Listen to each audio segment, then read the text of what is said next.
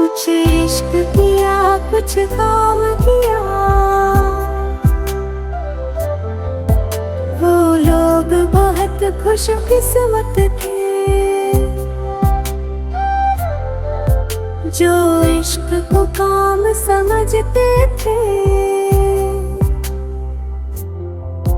या काम से आशिकी करते थे। हम जीते जी मसरूफ रहे।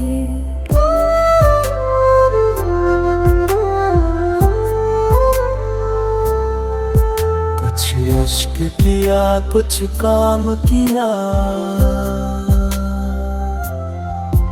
काम इश्क के आड़े आता रहा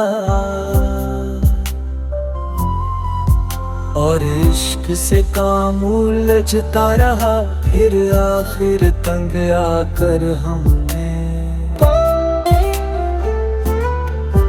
दोनों को अधूरा छोड़ दिया।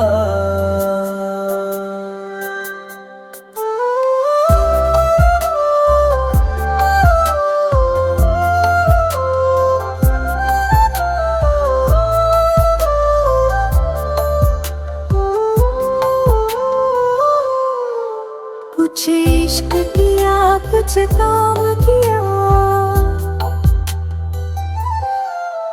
वो लोग बहुत खुशकिस्मत थे जो इश्क को काम समझते थे। फिर आखिर तंग आकर हमने दोनों को अधूरा छोड़ दिया।